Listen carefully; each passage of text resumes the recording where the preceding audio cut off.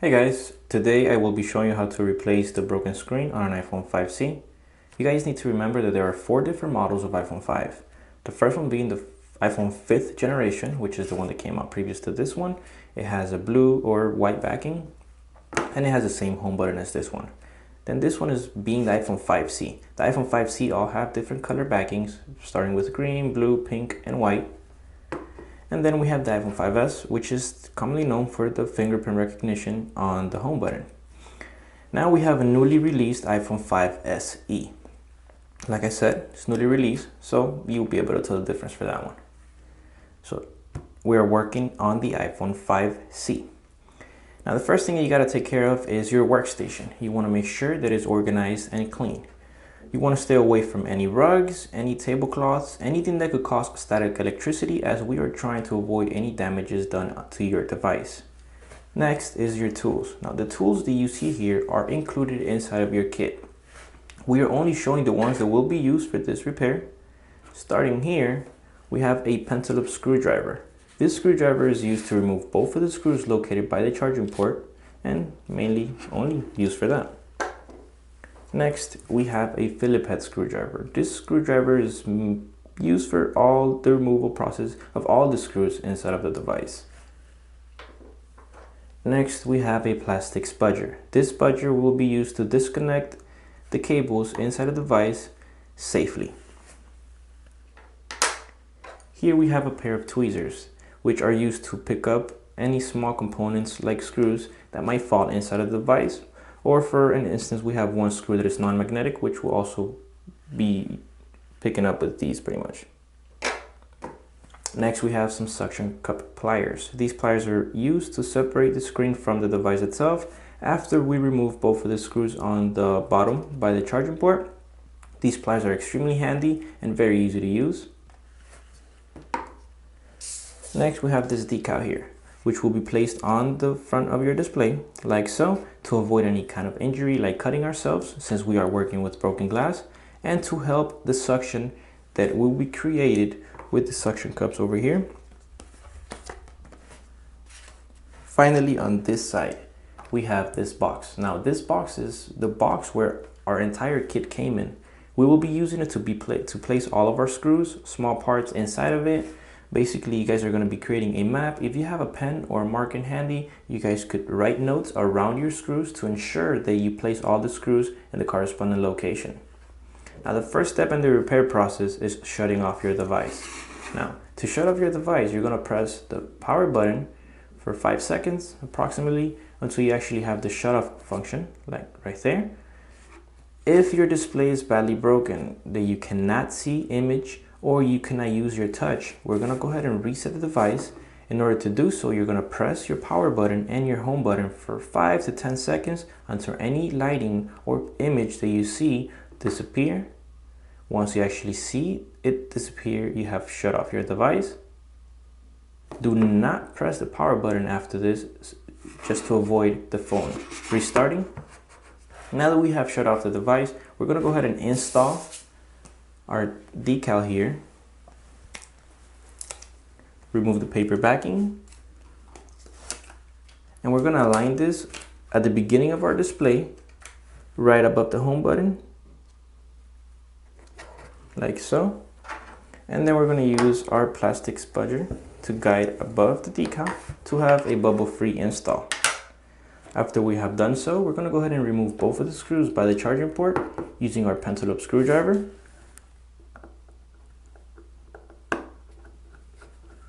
Now, every single time that we remove a screw, we're going to be placing it inside of our box to ensure that we know exactly where they belong and to make sure that we don't lose any of them. Now, this will be the perfect time for you guys to get your pen or marker if you do have one handy and write a little note, circle these 2 screws together and say by charging port. Just write yourself a little note that will help you remember where these screws belong. Okay, now that we have removed both of the screws, we're going to go ahead and use our pliers here to separate the screen from the device. But keep in mind that the screen is still attached to the device with the flex cable connections. So make sure that you just pry this open and leave it like so, as we're going to get to the part where we're going to disconnect them shortly. Now align the suction cups onto your screen right after the beginning of your decal. Firmly press on the suction cups to create the suction you needed, and then firmly press on your handles to separate the screen, like so. Okay, now let's go ahead and remove our pliers from the device.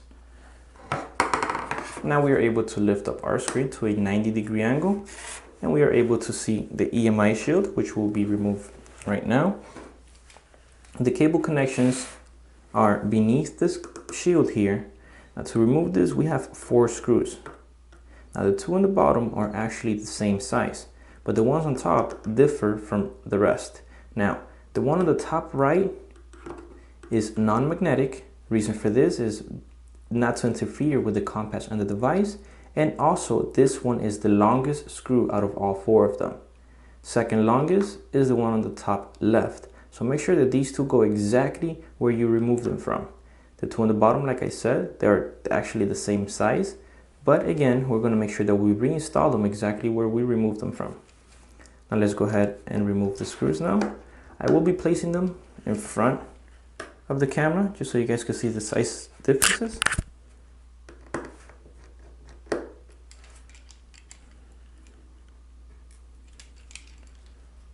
Okay, moving on to the top left.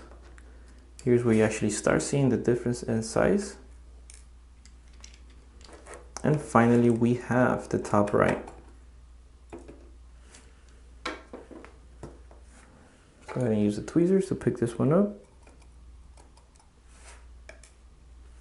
Okay, as you guys can see, the difference in sizes are extremely different. So make sure that all the screws go back exactly where you removed them from. So we have the EMI shield here. We're going to be placing everything inside of the box now. The way that I'm going to keep track of these screws is I will be placing them right next to the hole that they were removed from, just so I could remember exactly where I will be placing them back after we start reinstalling the new screen. Like so. Okay, so we have removed the EMI shield. Now we are able to disconnect the cable connections coming from the screen. As you can see here, the first one here is your front camera. This one connects your front camera, your ear speaker, your front microphone, and your proximity sensor. So let's go ahead and disconnect this one using the tip of the spudger. We're going to insert it right beneath the cable and gently pry it up like so. Next is your LCD cable, which is the one right next to it. Same process underneath the cable and gently pry it up.